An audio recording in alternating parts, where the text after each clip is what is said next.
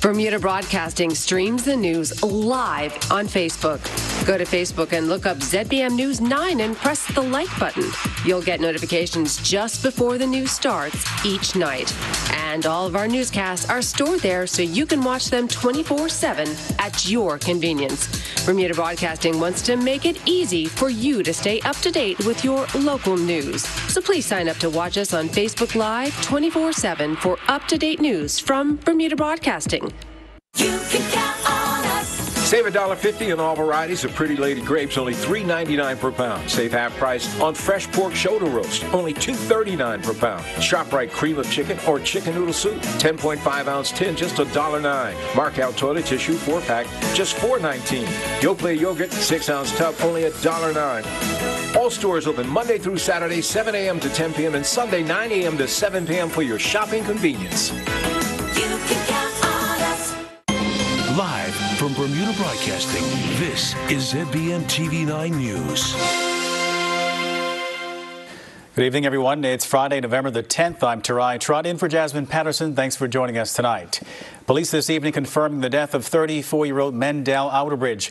Mr. Outerbridge from Warwick Parish was riding his motorcycle along Middle Road in Sands around 9:50 last night. Police on location conducting speed checks signaled him to stop. However, he failed to do so and a police vehicle pursued him, but he got away. A short time later, during a search of the area, officers came upon the fatal scene where Mr. Outerbridge had crashed into a truck on Somerset Road near the Lantana property. Despite being rushed to hospital in an ambulance, he was tragically pronounced dead. Under the circumstances and in keeping with best practices, the Bermuda Police Service has self-referred this case to the Independent Police Complaints Authority in order to ensure independence of the investigation. The Professional Conduct Unit of the Police Service will keep the Police Complaints Authority apprised of all developments as they are established. This marks the 14th fatal road traffic incident for 2017. Witnesses are encouraged to dial police on 247-1788. Sympathies go out to the family.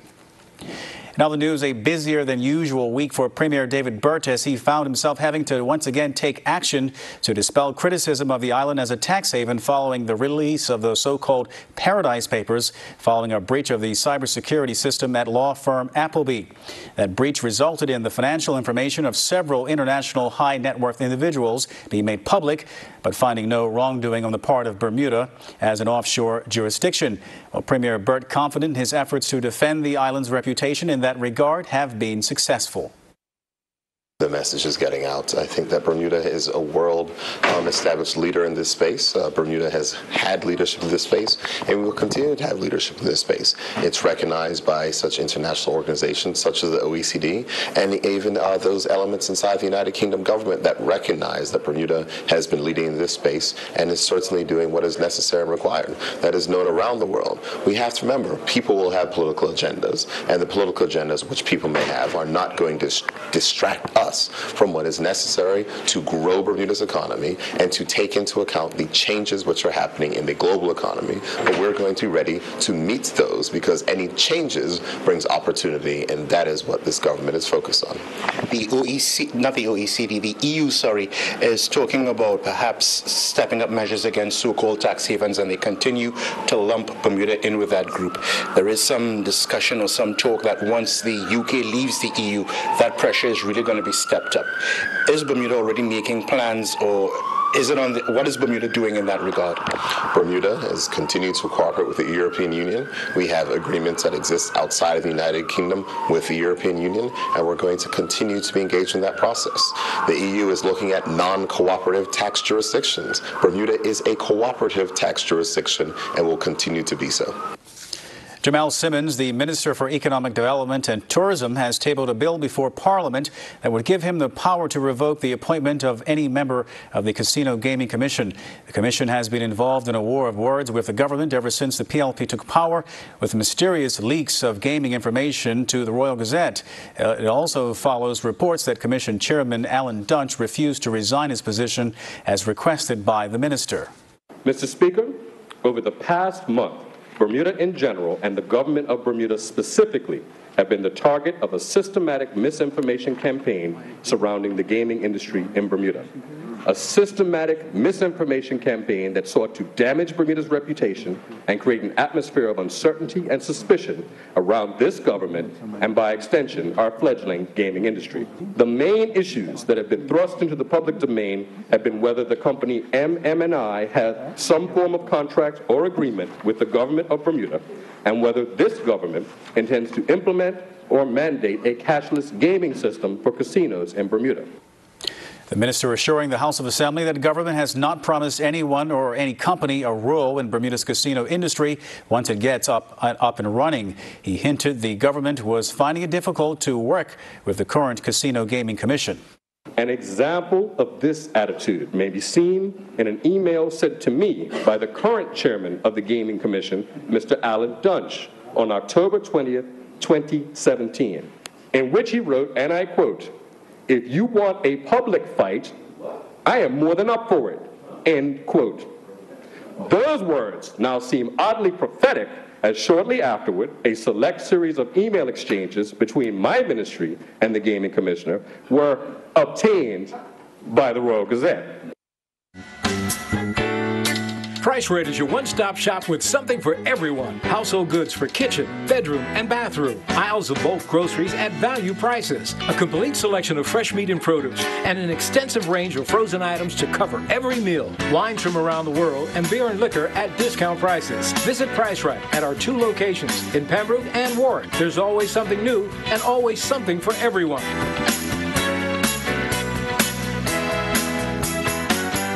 More people today rely on Mailboxes U.S. Express to bring their internet shopping into Bermuda than any other shipping service. Why? Because it's cheaper, quicker, and our staff are friendlier. Large international couriers charge more than $80 to bring a 1-pound package into Bermuda. When you use U.S. Express, you pay only $19.50. So when you're shopping online, trust the service that brings in more packages to Bermuda than anyone else. Mailboxes U.S. Express. Sign up today. Looking for a challenge, new adventures, forge lifelong friendships, and earn an extra $5,000 to $6,000 a year? Good stuff. Be a part of a proud and honorable legacy of service. The Royal Bermuda Regiment is seeking volunteers. Let's go, guys! Call us at 238-1045 or visit bermudaregiment.bm.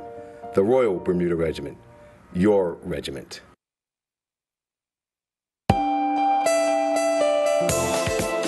Hi, I'm Charles Webb, inviting you to join me on Monday nights at 8 for Season 2 of Inside Bermuda Homes, a program showing how Bermuda lives. That's Monday nights at 8 o'clock on ZBM TV 9 or Inside Bermuda Homes.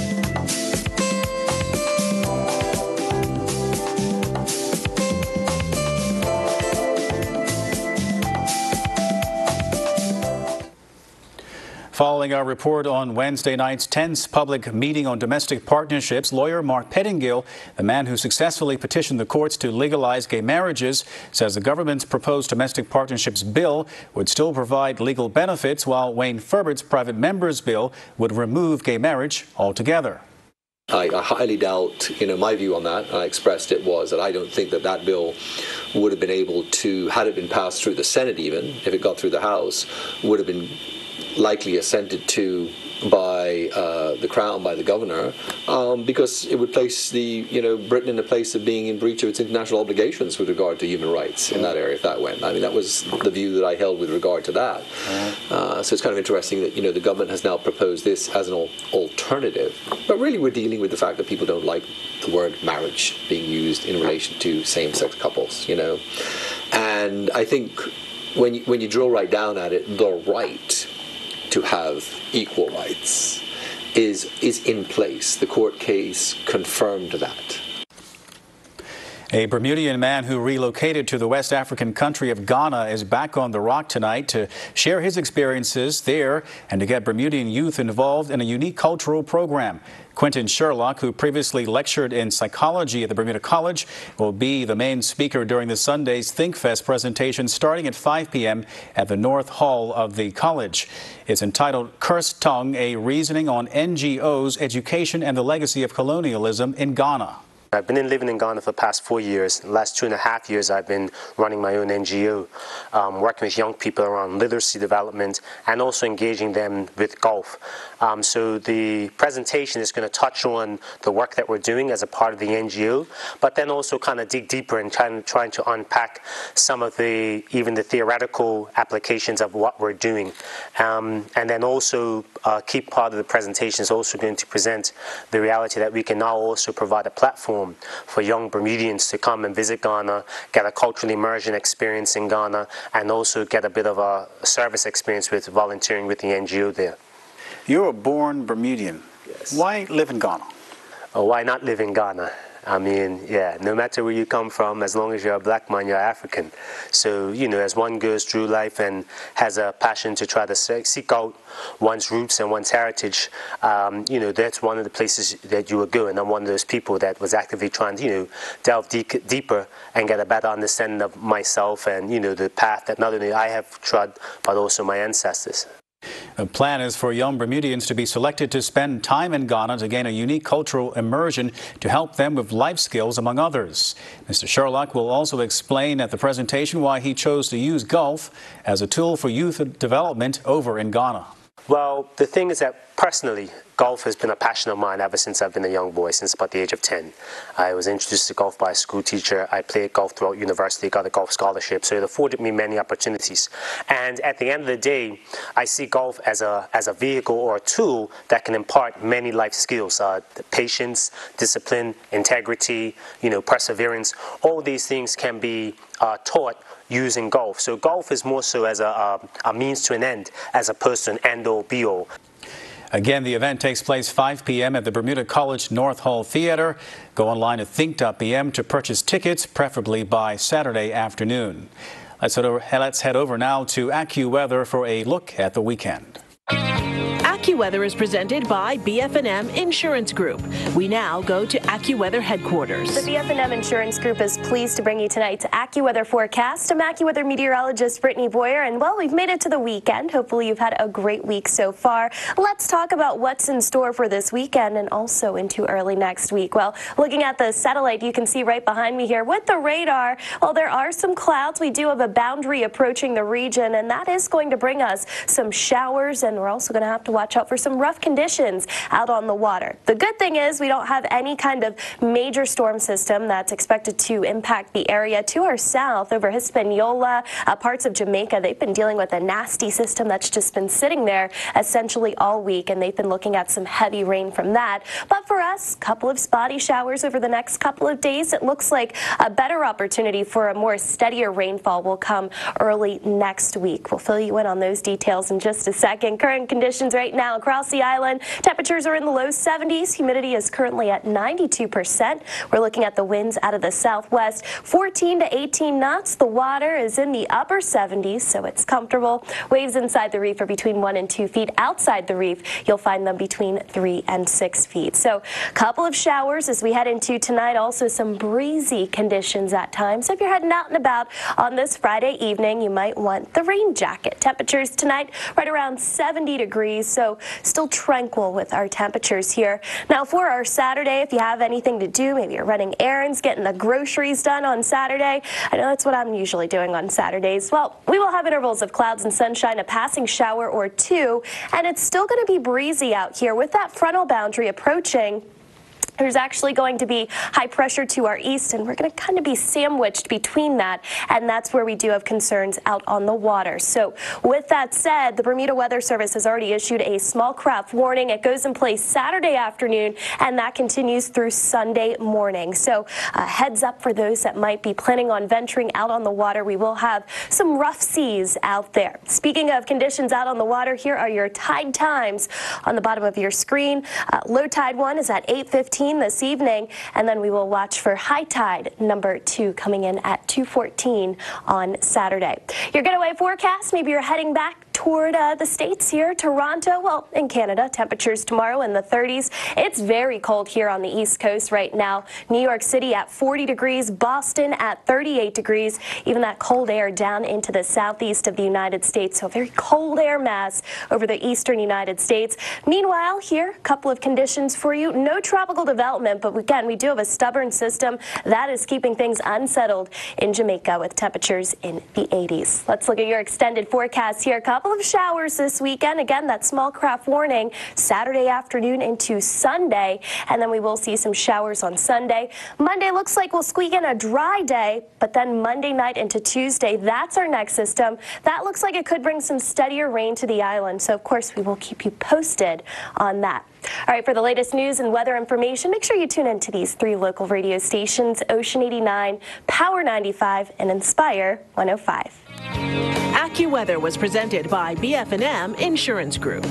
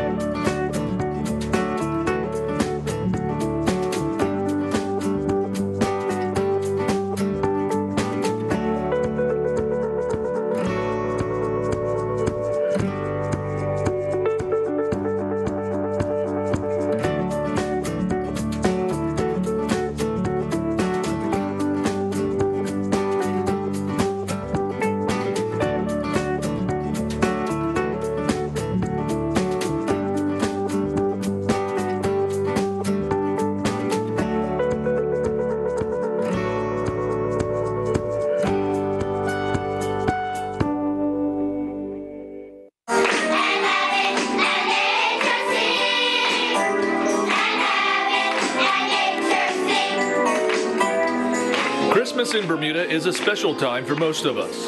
Unfortunately, for some families in Bermuda, there is no warm Christmas. This year, many families will be in need. It's the 29th anniversary of the Lions Clubs of Bermuda and the Marketplace helping share the Christmas spirit, so let's help take care of each other. Shop at any marketplace, shopping center, Modern Mart, or A1 stores and purchase extra tins and non-perishable items. Once you have purchased these items, place your food donations into Santa's bin located at the front of the store. The Lions Clubs will collect your food contributions and assemble them into hampers to be delivered to the families in need around the island. Christmas comes once a year. Help make it a special time for every family in Bermuda. Sponsored in part by the Bermuda Broadcasting Company and the Royal Gazette.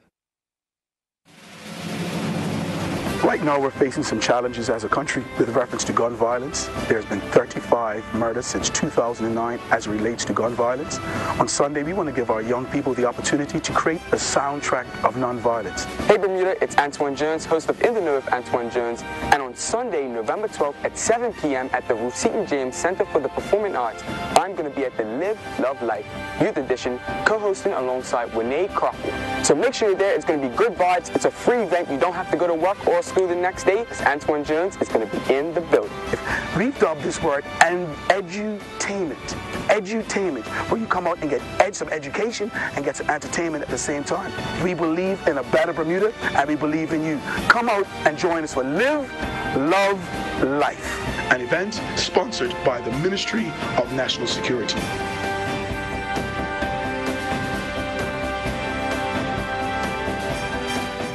Bermuda will be marking Remembrance Day tomorrow with the annual parade before the governor and other dignitaries. The contribution of Bermudians in the 2 world wars, of course, commemorated on plaques set up on the grounds of the Cabinet Office in Hamilton. And as Howell Davis tells us, this year one of those plaques looks slightly different.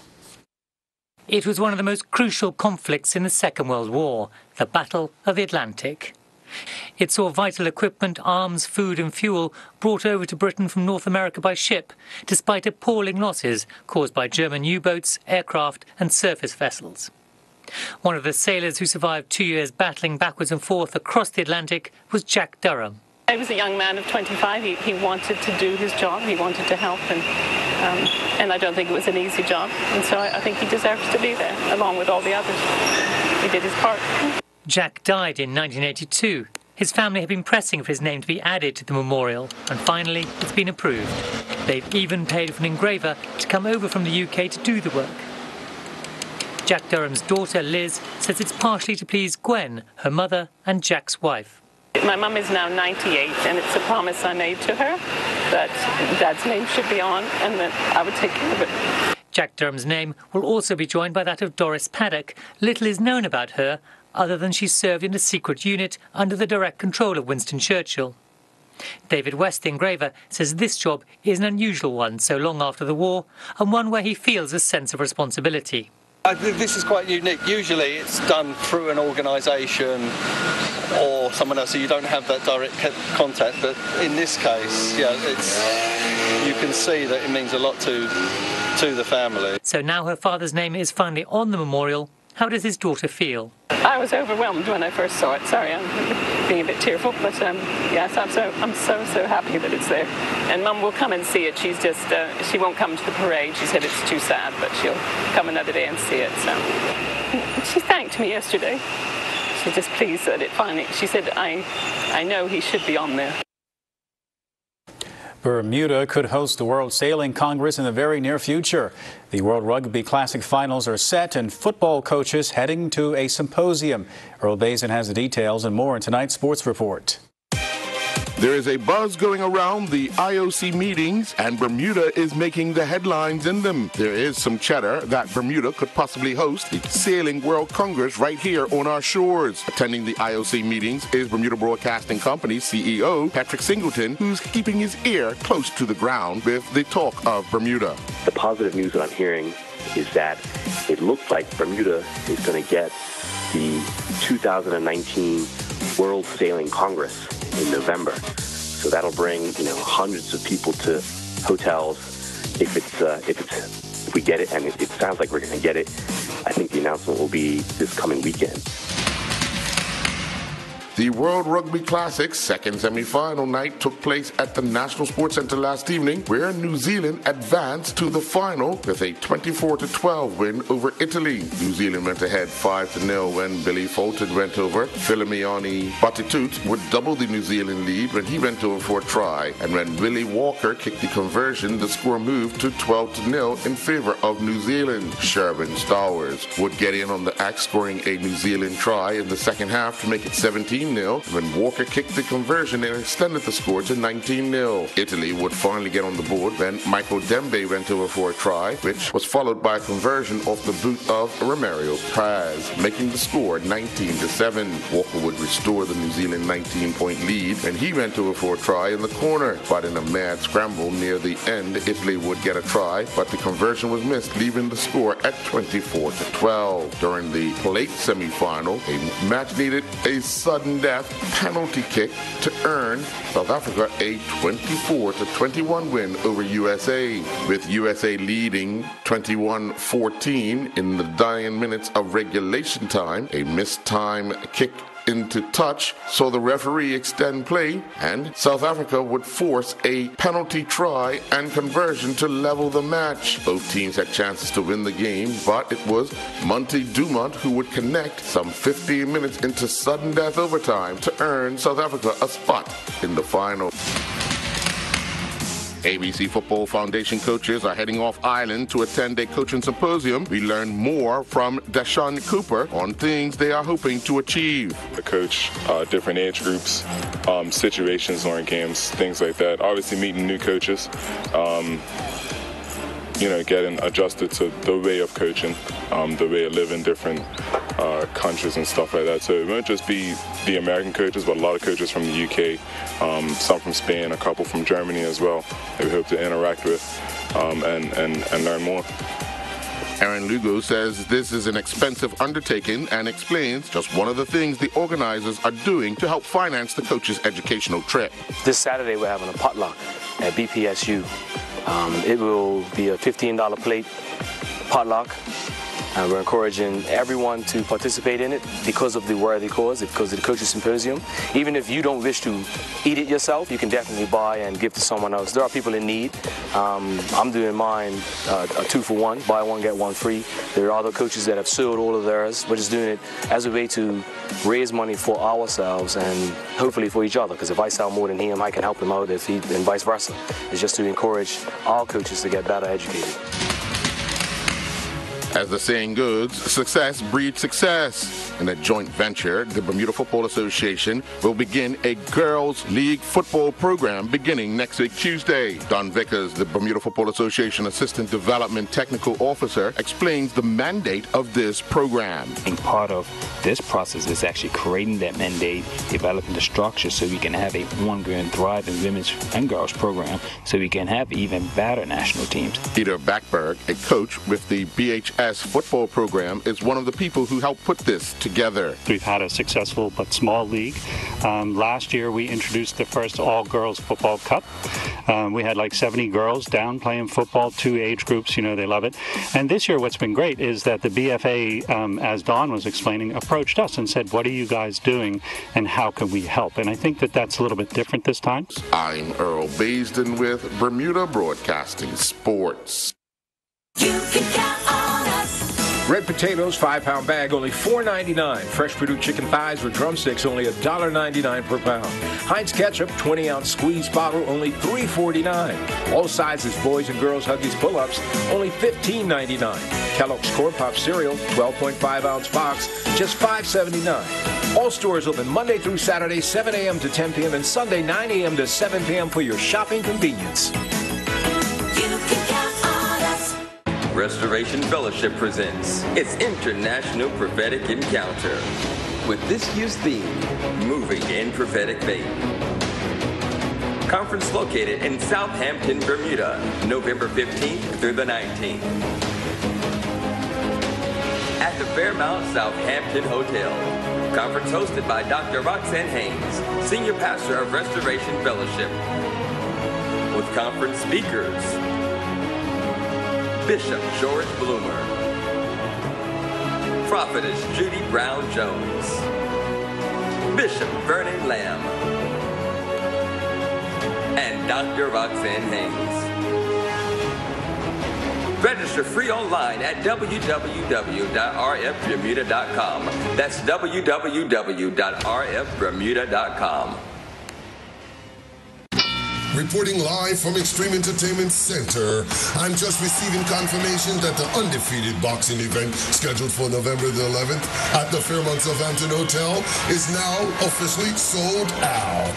But not to worry, we have pay-per-view just for you. We'll be streaming online to the world. Log on now to www.undefeated.live. Yes, that's correct, www.undefeated.live. Watch it on your iPhone, Android, Smart TV, tablet. Tell your family, tell your friends. It's live from the Fairmont Southampton Hotel on November the 11th. Showtime, 8 p.m. Subscribe today and receive unlimited access to the fighters, the live weigh-in, exclusive interviews, and promotional models. This event will be epic.